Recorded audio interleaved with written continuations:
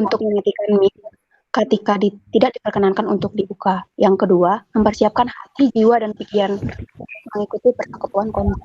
Ketiga, tidak diperkenankan untuk keluar masuk room ibadah kecuali masalah jadi. Yang keempat, datang dengan semangat dan sukacita. Sebelum memulai persekutuan, mari kita satukan hati dan pikiran kita. Mari kita berdoa. Terima kasih Tuhan atas kesempatan hari ini kami dapat melaksanakan persekutuan kami yang pertama 2020. Tuhan, sebentar kami akan mendengarkan firman Tuhan yang nantinya yang disampaikan oleh hamba Tuhan. Kiranya Tuhan berkati persekutuan kami ini agar kami juga yang mendengarkan boleh menyimak dengan baik. Terima kasih Tuhan, kami akan melaksanakan persekutuan kami, hadirlah di tengah-tengah persekutuan kami Tuhan, agar persekutuan kami dapat berjalan lancar hingga akhirnya. Terima kasih Tuhan, kami serahkan persekutuan kami ini ke dalam tangan-Mu, di dalam nama-Mu kami berdoa, haleluya, amin. Teman-teman dipersilahkan mengambil waktu.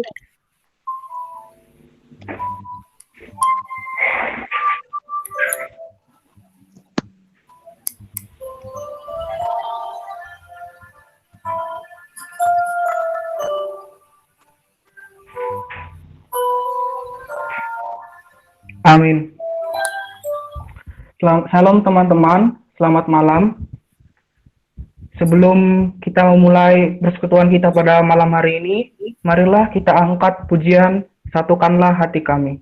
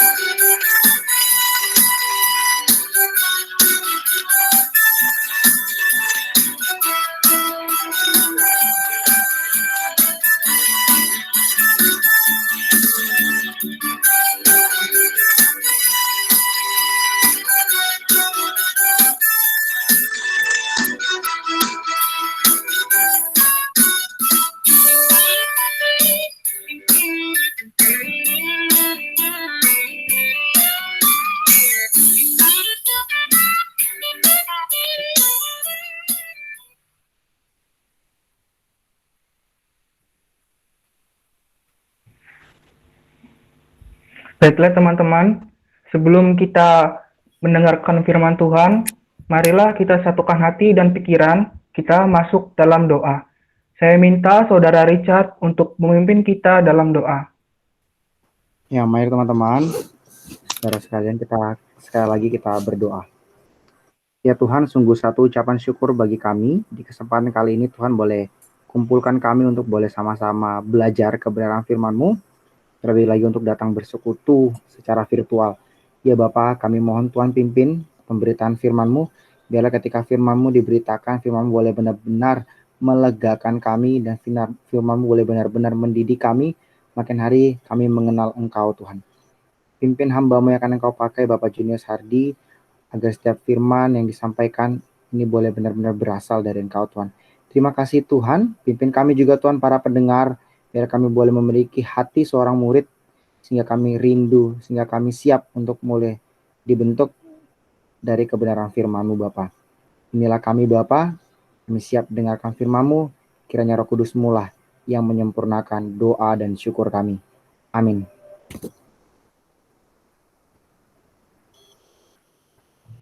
Ya, terima kasih kepada Richard yang telah memimpin doa. Teman-teman, marilah kita siapkan hati kita, siapkan pendengaran kita. Kita akan mendengarkan firman Tuhan. Kepada Bapak Junius Hardi dipersilahkan.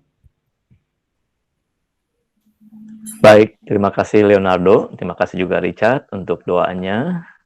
Shalom, selamat malam semuanya. Kita jumpa secara virtual malam ini ya. Mungkin secara fisik kita belum pernah ketemu, atau saya yang lupa gitu ya. Karena memang sudah cukup lama saya tidak sempat pelayanan ke IPB gitu ya untuk entah komisi.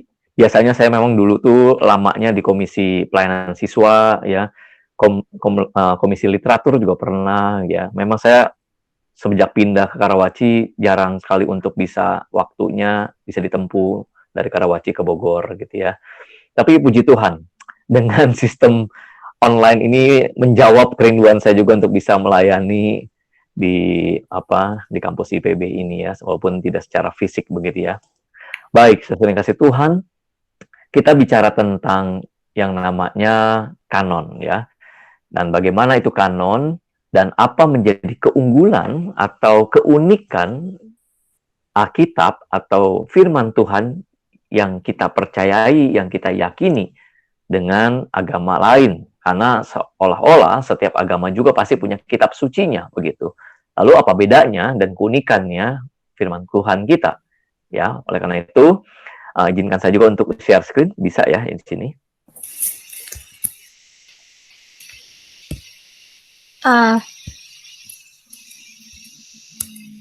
Baik.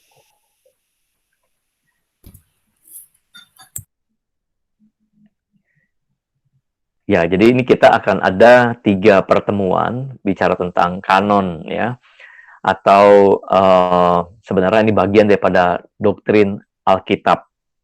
Dan di dalam doktrin Alkitab itu atau bibliologi itu, kanon ini memang sepertinya lebih banyak bicara tentang sejarah dan juga data-data arkeologi atau data-data penemuan-penemuan. Ya, jadi lebih banyak sejarah ataupun data-data arkeologi seperti apa. Nah, pengurus memberi tujuannya adalah apa itu kanonisasi. Bagaimana kanonisasi itu dapat terjadi dan seperti apa prosesnya. Ya, saya bersyukur kalau komisi literatur yang namanya juga berkaitan dengan literatur gitu ya, bisa membahas tema ini, berharap bukan hanya ada di dalam komisi literatur, tetapi setiap kita, jemaat di sini, pengurus juga bisa membagikannya kepada komisi yang lain, gitu ya. Kalaupun ada rekamannya, bagus, bisa dibagikan. Tetapi akan lebih bagus lagi kalau memang setiap kita juga bisa mengajarkannya, bisa mewartakannya lagi. Nah, kalau nanti di antara kalian juga adalah guru sekolah minggu, wah ini asupan, saya sebut asupan ya. Ini makanan yang baik sekali untuk kita bisa mengerti dan memahaminya begitu ya. Nah, sebelum lebih lanjut tadi pun sudah berdoa-doa, sekali lagi saya juga mengajak kita kembali lagi berdoa. Memang ini adalah satu hal yang perlu kita minta bimbingan daripada Roh Kudus agar Roh Kudus sang penulis sebenarnya kitab ini bisa memberikan hikmat buat kita. Mari kita berdoa. Kiranya Roh Kudus yang ada di dalam setiap hati kami, orang-orang percaya, murid-murid Tuhan, boleh bekerja dan memberikan pencerahan di dalam hati pikiran kami, agar apa yang kami bicarakan, terkhusus tentang kitab suci yang kami yakini ini dan kami baca dan kami juga hidupi, boleh kembali ulang dan bahkan memberikan pengetahuan kami dan membuat iman kami bertumbuh. Kiranya Tuhan yang dipermuliakan. Demi Yesus Kristus kami berdoa. Amin. Ya, jadi kalau kanon, ya, kanon dalam bahasa yang lain kita sebutnya Alkitab, ya. Jadi al itu the gitu ya. Al itu the. Jadi the Bible atau tulisan gulungan itu atau kitab itu. Jadi kata Bible sendiri berasal dari kata bahasa Latin biblia, dalam bahasa Yunani-nya itu biblion, yang artinya sebenarnya kertas atau gulungan. Dan akhirnya diambillah menjadi buku atau kitab gitu ya. Jadi dari namanya dulu kata Alkitab, Al-Quran. Ya, tapi nggak ada Al Tripitaka ya. Yang kebanyakan mungkin masjid di IPB, Bakbet semuanya pakai al gitu. Al itu artinya the gitu ya. The. Jadi the Bible, Alkitab. Nah, bagaimana Alkitab itu sendiri sebenarnya menjadi milik kita juga, ya sebenarnya awal-awalnya itu adalah satu gulungan atau satu secara sejarahnya lagi itu adalah dari kulit kambing, kulit domba, kulit lembu yang ditulis. Jadi kalau kalian Komisi Literatur mungkin bisa menyelidiki lagi sejarah kertas itu muncul dari mana, atau manusia purba itu mulai belajar ada tulisan. Nah, makanya disebutnya sejarah ya, ada masa pra sejarah terus masuk masa sejarah karena sudah adanya tulisan ya. Masa sejarah itu dicirikan dengan adanya tulisan. Nulisnya di mana? Kalaupun bukan tulisan, barangkali gambar dulu. Ya, seperti kita tahu, Mesir juga dalam bahasanya adalah bahasa gambar, hieroglif gitu ya. Sehingga penulisan-penulisan atau bahasa itu, ya bahasa yang dituliskan itu menjadi berkembang dalam mengkalimatkan atau meneruskan satu ide atau satu barangkali juga pesan kepada setiap generasi. Nah, diambillah dari kulit binatang. Tetapi jelas sekali, kulit binatang itu kan terbatas ya, terbatas. Kita harus menyembelih binatang karena dulu mungkin barangkali mereka makan binatang, lalu kulitnya bisa dipakai, udah jadi kering, nggak ada tulang, tinggal tulang, tidak ada daging lagi. Lalu kulitnya ternyata bisa jadi apa? Ada yang jadi pakaian, ya ada yang jadi alat musik, kendang, begitu. Akhirnya dipakailah untuk menuliskan. Nah, ternyata perkembangannya lagi mulai dari kulit binatang itu muncullah budaya di Mesir. Budaya di Mesir yaitu bicara tentang lembaran kertas yang diambil dari kata papyrus. Makanya kata paper itu muncul dari kata papyrus. Ya, itu dari rumput-rumput. Ya, jadi dikembangkan sedemikian rupa. Tetapi itu juga sama, mahal karena prosesnya juga nggak gampang dan itu hanya ada di dalam kerajaan Firaun. Tetapi itu sudah akhirnya lebih maju dibandingkan binatang yang sangat terbatas dan juga mahal harganya. Akhirnya dikembangkanlah dari tanaman papirus dan akhirnya jadi kertas. Nah, kita tahu kertas yang saat ini itu berkembang dari mana? Teknologinya awal mulanya adalah dari daratan Cina, yaitu diambil dari bambu. Bambu diolah sedemikian rupa akhirnya jadi kertas dan berkembanglah sampai saat ini. Itu pun adanya di abad kedua sebelum Masehi gitu ya. Tetapi banyak orang zaman dulu itu termasuk di zaman Alkitab, penulisan kitab ini adalah diambil dari kata papirus. Gulungan kertas dari papirus, paper. Nah, gulungan. Jadi bukan buku. Ya, bukan buku. Jadi gulungan dan gulungannya panjang sekali dan itu bisa juga bukan sekedar panjang tetapi juga banyak gulungan. Nah, itu dikatakan kata scroll ya, atau boleh dikatakan tadi biblion atau biblia. Nah, tetapi bukan hanya saja adanya satu kitab lalu dibacakan banyak orang, tetapi orang juga pengen tahu lagi dan mengajarkan atau memberitakan orang lain. Makanya banyak salinannya. Nah, ini yang seringkali diperdebatkan dalam iman Kristen atau di dalam teologi kekristenan bagi orang-orang lain. Tahu dari mana kalau itu adalah kitab yang asli atau salinan yang asli. Nah, ini memang arkeologi dan sejarah sudah mencatat atau menorehkan proses untuk bisa akhirnya memastikan ini loh kanonnya. Nah, sedangkan kita di zaman modern saat ini udah ke digital, akhirnya cuman ya percaya aja lah sudah masuk proses itu.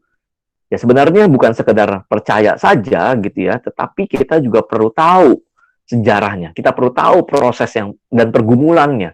Dan ini sungguh banyak sekali makan waktu dan bahkan bukan sekedar waktu, nyawa. Ya bicara tentang mempertahankan tentang Alkitab ya. Dan apa yang kita miliki itu adalah salinan, bahkan terjemahan yang digambar yang teman-teman lihat itu ya di slide itu adalah satu salinan sebenarnya bukan aslinya walaupun sudah usang begitu, satu salinan, data salinan itu. Nah, para ahli kitab dan arkeologi itu bisa mengukur atau mengetahui ini salinan asli atau salinan yang tertua, bahkan aslinya itu dengan teknologi arkeologi, begitu ya. Nah, kenapa saya sebutnya juga arkeologi dan lama? Karena proses penulisan kitab kita itu panjang, 1.500 tahun prosesnya. Dimulai dari kapan? Tahun 1400-an sebelum Masehi sampai tahun 95 Masehi.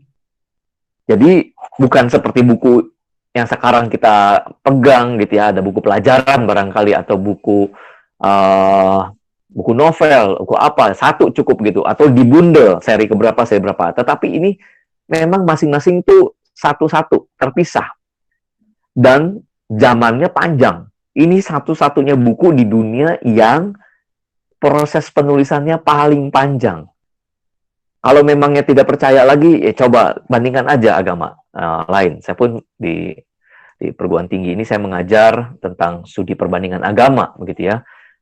Kitab suci yang tertua atau kitab suci dari agama yang tertua itu adalah agama Hindu. Tapi proses penulisannya, proses pengumpulan sampai kanon, Alkitab itu yang paling panjang. Alkitab itu mencatat sejarah yang panjang sekali. Ya, itu berarti apakah lama banget penulisannya? Bukan, karena akan dihubungkan dengan sejarah bagaimana Allah juga memimpin atau menyatakan kehendaknya. Ya, jadi bagaimana Allah menyatakan kehendaknya. Bahkan agama Hindu sendiri di dalam perkembangan kitab, ya, namanya Weda. Weda itu sendiri sebenarnya kumpulan, juga kumpulan. Ya, Weda itu ada Weda Samhita, ya, dan wah ini banyak sekali kumpulan-kumpulannya. Sama Tripitaka. Tripitaka juga dalam kitab agama Buddha itu adalah 3 keranjang. Jadi Tripitaka itu artinya 3 baskets. Jadi ada 3 keranjang, kumpulan dari kitab-kitab begitu. Dan kanonnya lebih pendek dibandingkan proses penulisan daripada Alkitab. Dan penulisnya ada 40 penulis. Jadi Perjanjian Lama, Perjanjian Baru, kira-kira 40 penulis lebih kurang.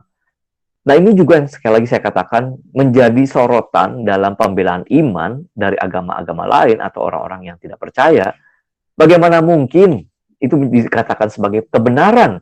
Karena itu adalah tulisan manusia, bukan daripada tulisan atau wahyu daripada Allah. Nah, ini tema ini akan dibahas dalam pertemuan kedua, ya, dalam pertemuan kedua. Jadi, pertemuan kita pertama ini lebih banyak ke dalam banyakkan historis, ya, sejarah dan juga teologisnya, biblikanya sendiri.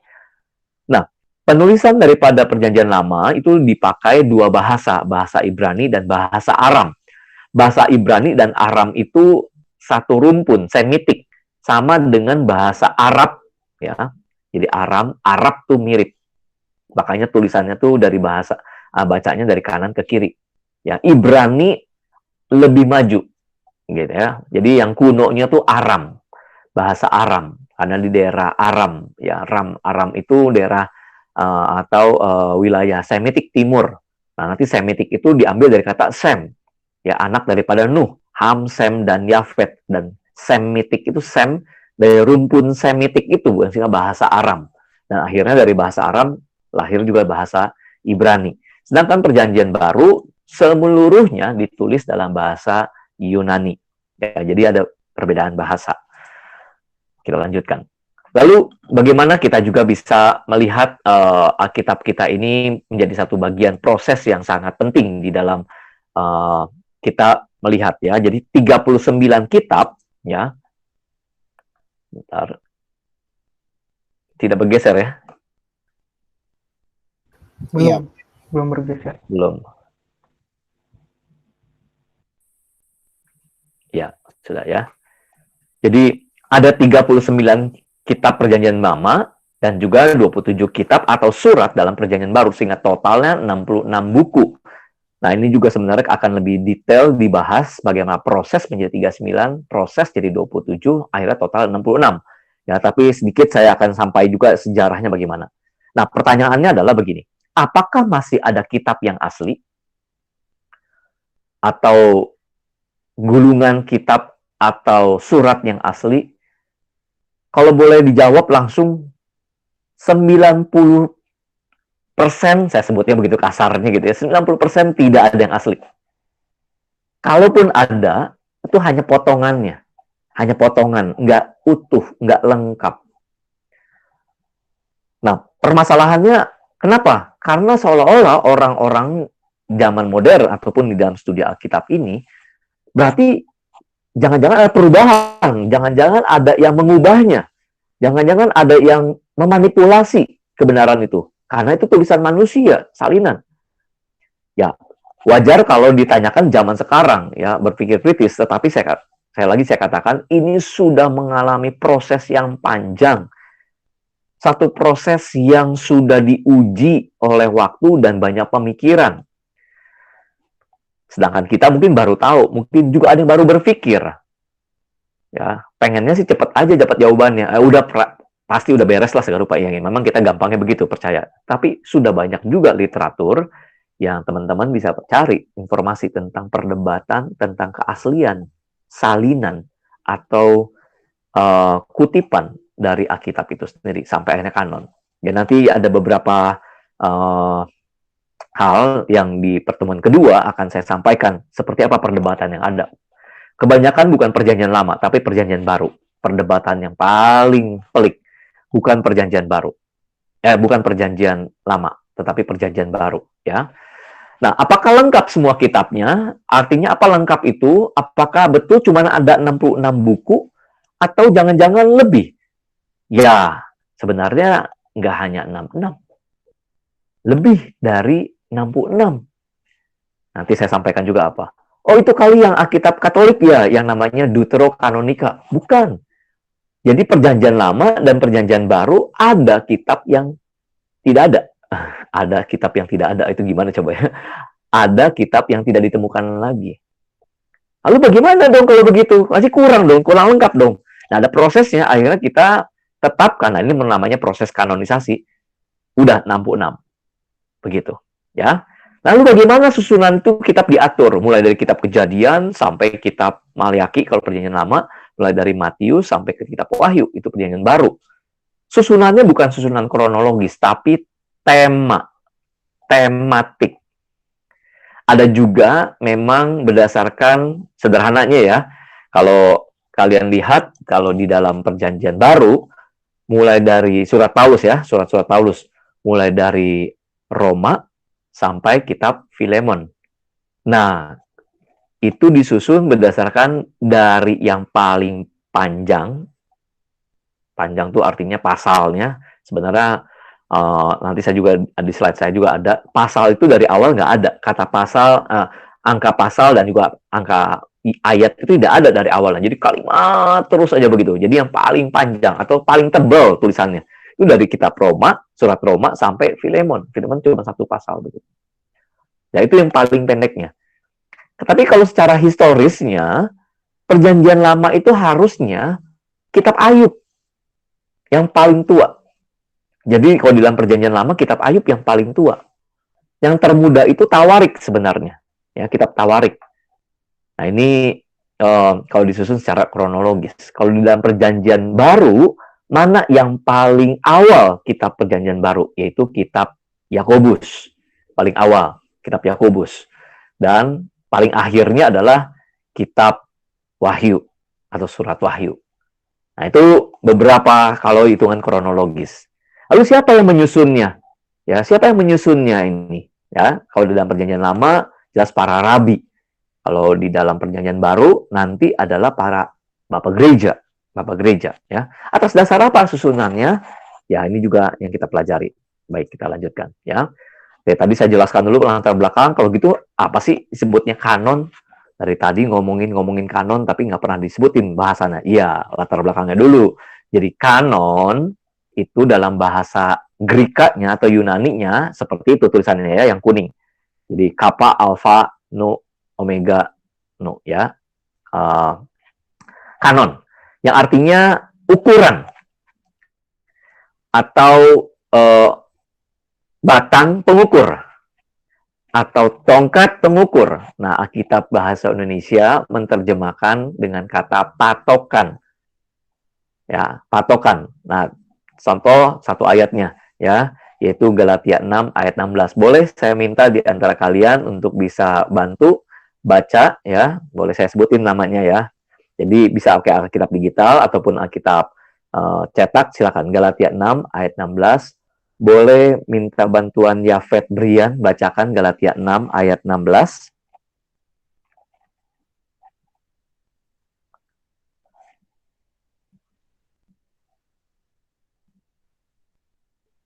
Mungkin terlalu kaget kali nggak ada persiapan. Bisa ya, Yafet? Atau? Bisa.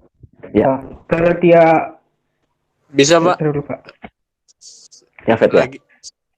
Lagi buka kitabnya dulu. Oh. Galatia 6 ayat 16. Nanti juga 2 Korintus 10 ayat 13. Nanti saya minta Janis Woro Windu ya, 2 Korintus 10 ayat 13, lalu ayat 15 16-nya nanti saya minta di sini maaf nih hilang jadinya. Leonardo lah ya, Leonardo ya. Silakan, Jafet. Baik, Pak. Galatia 6 ayat 16. Beginilah firman Tuhan, dan semua orang yang memberi dirinya dipimpin oleh patokan ini, turunlah kiranya damai sejahtera dan rahmat atas mereka dan atas Israel milik Allah. Iya, baik, terima kasih Yafet. Jadi ada kata patokan ya, dalam bahasa Yunani-nya itu dipakai kanon. Ya, kanon. Baik. 2 Korintus 10 ayat 13. Silakan, Yanis Woro.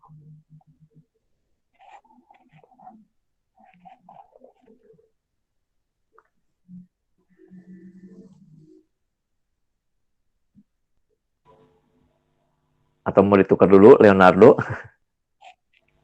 Saya ayat 13 ya, Pak. Ya, ayat 13.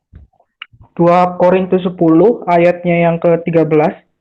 Sebaliknya, kami tidak mau bermegah melampaui batas, melainkan tetap dalam batas-batas daerah kerja yang dipatok Allah bagi kami, yang meluas sampai kepada kamu juga. Nah, kata patok itu muncul di situ ya, patokan ya, patokan. Ya, memang ada terjemahan bahasa Indonesia kita tidak persis kata patok yang dipakai, tapi dengan kata lain. Namun dalam bahasa Yunani-nya tetap kanon, ya ada Filipi pasal 4 gitu ya. Nah, contohnya lagi 2 Korintus 10 ayat 15-16 saya bacakan ya. Kami tidak bermegah atas pekerjaan yang dilakukan oleh orang lain di daerah kerja yang tidak dipatok untuk kami, kata patok itu muncul. Tetapi kami berharap apabila imanmu makin bertumbuh, kami akan mendapat penghormatan lebih besar lagi di antara kamu. Jika dibandingkan dengan daerah kerja yang dipatok untuk kami, muncul lagi ya. Lalu ayat 16-nya, ya ayat 16-nya. Ya, kami hidup supaya kami dapat memberitakan Injil di daerah-daerah yang lebih jauh dari daerah kamu dan tidak bermegah atas hasil yang dicapai orang lain di daerah kerja yang dipatok oleh mereka, ya. Itu kata patok muncul. Tetapi kata kanon memang itu juga diambil atau sama kemiripannya dengan perjanjian lama dalam bahasa Ibrani. Jadi bacanya itu dari kanan ke kiri. Ya. Dari kanan ke kiri. Yaitu apa? Ya. Sebentar. Gambarnya kelihatan? Belum berpindah. Iya, kayaknya koneksinya terputus saya di sini. Satu nih. Sebentar ya. Ya, nggak apa-apa. Ini Yesaya 40 ayat 3 ya. Yesaya 40 ayat 3. Saya bacakan dulu ya, bahasa Ibrani-nya dari kanan ke kiri ya. Namanya kane ya. Kane atau buluh. Yesaya 40 ayat yang ketiga. Kesanalah aku dibawanya dan lihat, ada seorang yang kelihatan seperti tembaga dan di tangannya ada tali lenan beserta tongkat pengukur. Ya, tongkat pengukur. Nah, ini saya satu ini hilang nih. Sebentar, saya ganti koneksi dulu.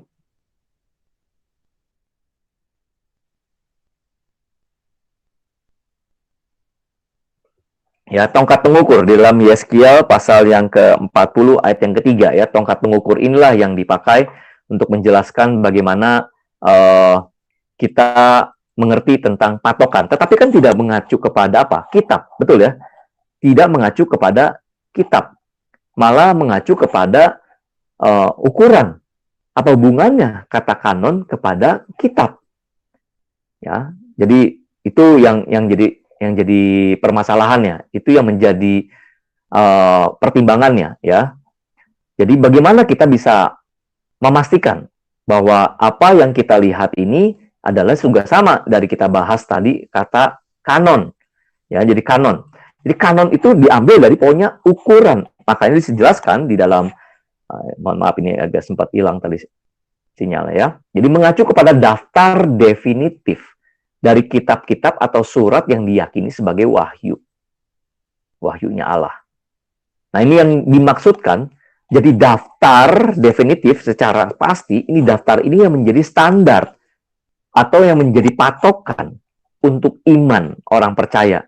Jadi jelas ya, kata kanon itu memang ukuran atau tongkat pengukur atau standar yang dipakai. Sehingga akhirnya kata itulah dipakai juga untuk mengumpulkan kitab-kitab dan disusun sedemikian rupa. Itu namanya proses kanonisasi. Dan itu adalah hasil juga daripada pertolongan daripada Roh Kudus. Nah, di dalam pengakuan iman Westminster tahun 1647 ada kalimatnya seperti ini. Bisa dilihat yang bahasa Indonesia saja yang warna hitam.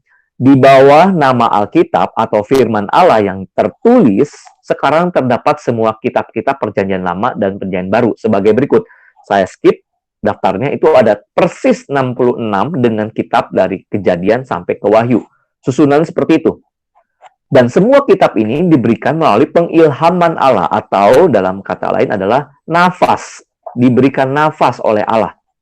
Atau dihembuskan nafasnya oleh Allah. Untuk apa? Menjadi aturan bagi iman dan kehidupan. Jadi arti kanon itu adalah aturan atau standar bagi iman dan kehidupan orang percaya. Makanya kitab itu disusun sedemikian rupa karena ada temanya.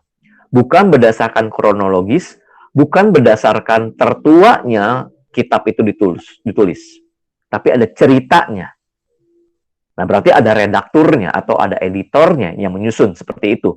Nah, antara Perjanjian Lama sama Perjanjian Baru berbeda.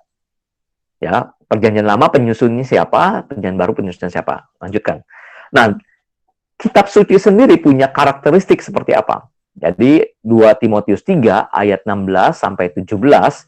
Nah, teman-teman bisa lihat di dalam slide ini, itu saya ambil dari terjemahan versi Alkitab yang terbuka. Ya, semua kitab suci dinafasi oleh Allah dan bermanfaat untuk mengajar, untuk menyatakan kesalahan, untuk memperbaiki kelakuan, dan untuk mendidik dalam kebenaran. Itulah sebabnya tadi ada standar atau patokan bagi iman dan kehidupan orang percaya. Ayat 17 ya, dengan demikian manusia milik Allah akan cakap atau terampil atau memiliki kemampuan dan diperlengkapi untuk setiap perbuatan baik. Jadi untuk melakukan perbuatan baik kita butuh ini.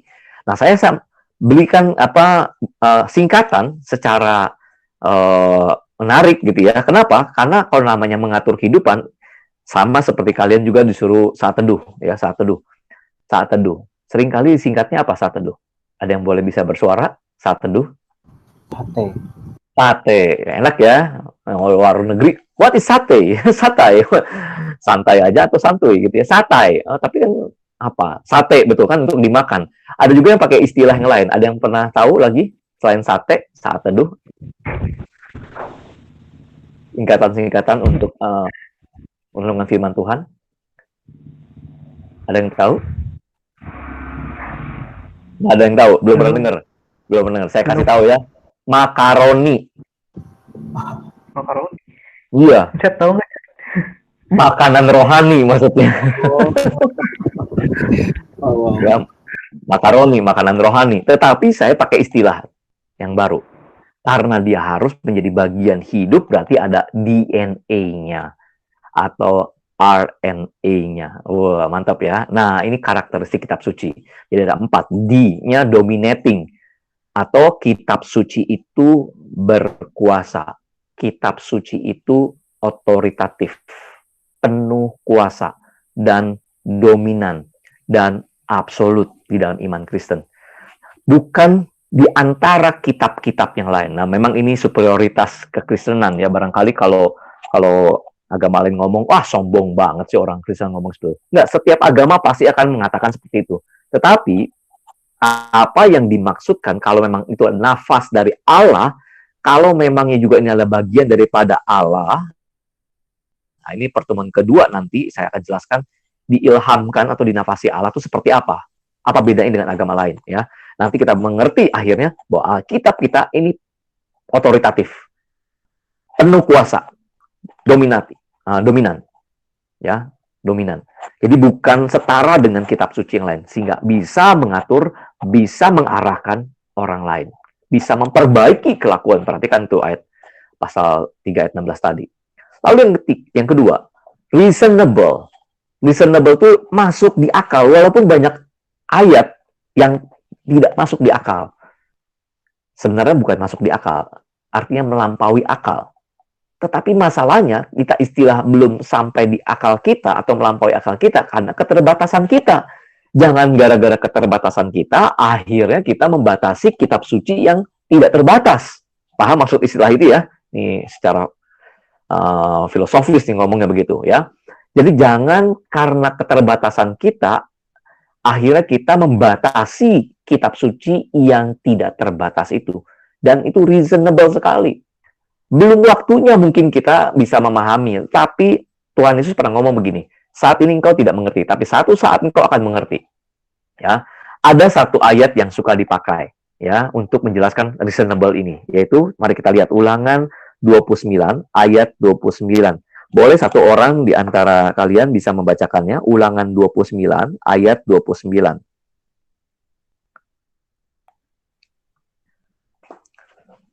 Ulangan 29 ayat 29. Boleh satu orang di antara kalian bisa membacakannya? Baik, Pak. Ulangan 29 ayat yang ke-29. Hal-hal yang tersembunyi ialah bagi Tuhan, Allah kita, tetapi hal-hal yang dinyatakan ialah bagi kita dan bagi anak-anak kita sampai selama-lamanya, supaya kita melakukan segala perkataan hukum Taurat ini. Baik, terima kasih. Jadi ada hal-hal yang sudah terbuka atau yang dinyatakan atau dalam bahasa teologisnya nih, yang disingkapkan, revelo, apokalipsis, ya itu yang dinyatakan, yang disingkapkan. Ada, tapi ada juga yang belum. Tetapi jelas kita mengatakan tetap reasonable. Sufficient itu cukup. Kata cukup, adequate itu artinya cukup menjelaskan, cukup bisa memberi pengertian buat setiap orang yang membacanya. Kalau kita mengatakan Alkitab nggak bisa dipahami, yang tidak bisa dipahami itu bukan Alkitabnya, kitanya. Tetapi Alkitab itu ditulis, bahkan diterjemahkan sampai ke berbagai macam bahasa, supaya apa? Bisa dipahami. Tujuannya itu.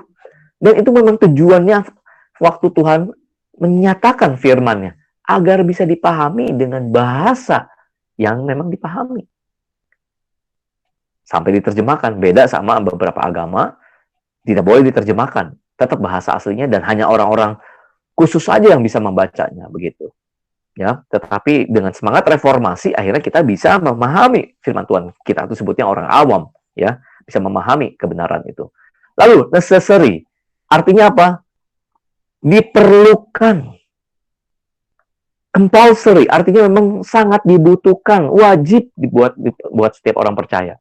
Penting sekali. Jadi kitab suci itu penting buat kita. Makanya perlu sate, ya, perlu bedah Alkitab atau pendalaman Alkitab. Karena firman Tuhan itu jadi makaroni, makanan rohani. Yang keempat, akurat sekali, clear, tajam, jelas sekali penyataannya. Walaupun kita seringkali, aduh, apa sih ini maksudnya, nggak ngerti sekali. Ya betul, nanti akan ada waktunya atau nanti Roh Kudus menyingkapkan. Kita baru terbuka. Memang ada saatnya, memang ada kondisi juga kita. Tetapi itulah bukan berarti Alkitab kita menyesuaikan kita, tetapi justru kita yang akhirnya, yang berubah-berubah ini, akhirnya kita masuk ke dalam patokan atau standar itu. Jelas ya? Jadi inilah DNA-nya atau RNA-nya di dalam hidup orang-orang percaya. Nah, ada analogi firman Tuhan. Ada analogi firman Tuhan. Tapi sebelum masuk ke analogi firman Tuhan, kalian juga perlu tahu lagi ya, kenapa Alkitab itu bisa munculnya itu di zaman orang-orang Israel, kepada orang-orang Israel. Bahkan juga akhirnya Taurat itu adanya di Mesir dulu munculnya itu, gara-gara Mesir. Itu pasti Tuhan mengatur. Nah, itu maksudnya perencanaan Tuhan, kedaulatan Tuhan, pemeliharaan Tuhan kepada orang atau umat yang dipilihnya untuk menyatakannya. Nanti saya jelaskan berikutnya. Nah, oleh karena itu, untuk bisa menjelaskan karakteristik kitab suci, ada 10 analogi atau persamaan yang dicatat oleh Alkitab. Saya tidak bisa membahasnya secara detail karena habis waktunya untuk satu persatu, ya. Tetapi ini yang dinyatakan oleh Alkitab, ya. Nanti kalian bisa nanti malam secara pribadi, ya, atau nanti bisa lihat lagi banding-bandingkan atau menyelidiki lagi begitu ya. Atau jadi kalian juga guru sekolah minggu bisa bagi ke rekan-rekan guru sekolah minggu, ini ada Alkitab, kita belajar tentang Alkitab ya. Kita kasih nih, ada alat peraganya, Alkitab itu ini, Alkitab itu ini. Mungkin setiap minggunya dibahas 2 kali pertemuan, 1 kali pertemuan, dua tema. Nah, contoh 1 Petrus 1 ayat 23 dikatakan benih yang kekal. Firman Tuhan itu menjadi satu benih. Benih yang kekal, yang tidak hancur atau tidak mati oleh karena cuaca. Tapi akan terus tertanam dan pasti akan menghasilkan. Itu benih yang kekal. Satu firman. 1 Petrus 1 ayat 23. Lalu dalam Yeremia 23 ayat 29. Firman Tuhan itu seperti api. Api itu bukan api yang membakar lalu menghanguskan. Bukan. Tapi kalau baca konteks Yeremia, itu api yang memurnikan. Kalaupun dia terbakar, ada yang hangus, tetapi kalau ada yang tertinggal, itu artinya betul-betul yang asli, yang tidak yang tetap kuat, itu yang diproses. Jadi konteksnya orang Yahudi atau kerajaan Yehuda itu sedang dimurnikan oleh Tuhan, sehingga Yeremia 23 disebutkan. Ini adalah untuk kemurnian atau memurnikan orang-orang pilihan Allah. Dan batu yang keras bisa hancur, bisa dengan air, tapi dengan palu. Ini bukan palu untuk yang maku itu, tapi palu yang untuk bisa menghancurkan batu yang keras. Dan seterusnya. Ini analogi-analogi yang lain. Sampai akhirnya dari seluruh ayat-ayat yang kita lihat dari 1 sampai 10, nomor 1 sampai 10, itu mengacu kepada siapa? Yesus Kristus. Bahwa dia adalah firman. Firman yang hidup. Luar biasa bukan? Jadi kanon itu bukan sekedar kumpulan buku, bukan bundelan atau bukan koleksi buku-buku begitu saja. Disusunnya ada logikanya. Disusunnya ada satu ceritanya. Dan prosesnya memang itu ada. Butuh waktu dan butuh banyak orang, bahkan nyawa. Nah, di dalam kanonisasi itu ada 3 istilah dalam prosesnya. Ada namanya homologomena. Homologomena. Homo itu sama. Logomena itu apa? Kitab-kitab yang sejak mula udah auto diterima sama orang sebagai kanon. Artinya nggak ada diragukan lagi. Ya, tidak diragukan lagi. Sejak munculnya itu dan generasi berikutnya itu pasti udah langsung terima. Ada yang bisa tebak? Dengan perjanjian lama? Kitab apa? Sejak semula pasti diterima.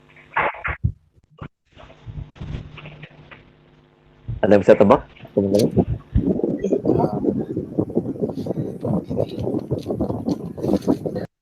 Bagi orang Yahudi itu kitab Taurat. Ya, kitab Taurat. Jadi itu udah auto terima, itu pasti diterima langsung gitu ya. Yang tidak lagi diperguncingkan. Dan itu udah susunannya. Taurat itu udah susunan. 5 kitab Musa itu, kitab hukum Musa itu udah susunan begitu. Kejadian, Keluaran, ya, sampai akhirnya Keulangan gitu. Ya, nah itu udah pasti. Itu namanya homologomena. Kalau di dalam perjanjian baru, itu kitab Matius, ya, Markus, Lukas, ya, surat itu udah pasti diterima. Ya, tapi ada beberapa surat, ya. Nah, contoh, ada lagi antilogomena. Ya, tadi homologomena, ada juga antilogomena. Kitab-kitab yang mula-mulanya ditentang oleh beberapa orang untuk masuk dalam kanon. Contohnya apa di perjanjian lama? Kitab Ester. Ada yang tahu kenapa kitab Ester dipermasalahkan?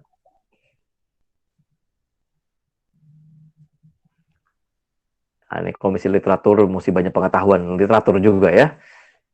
Karena di dalam kitab Ester tidak ada satu kata Yahweh atau Elohim atau Adonai dalam bahasa Ibrani-nya. Tidak ada kata Allah, tidak ada kata Tuhan di dalamnya. Jika dipertanyakan, ini benar bukan nih? Ya, apalagi namanya nama perempuan begitu. Loh, kenapa Ruth juga nama perempuan bisa langsung kanon masuk? Ya itu langsung dia homologomena karena ditulisnya lagi zaman seperti apa, nanti khusus untuk kitab Ruth dia ada bahasannya. Nah, ini yang terjadi. Jadi kitab Ester itu dipertanyakan. Amsal, kenapa? Karena Amsal itu kumpulan-kumpulan, bukan Salomo yang nulis semua.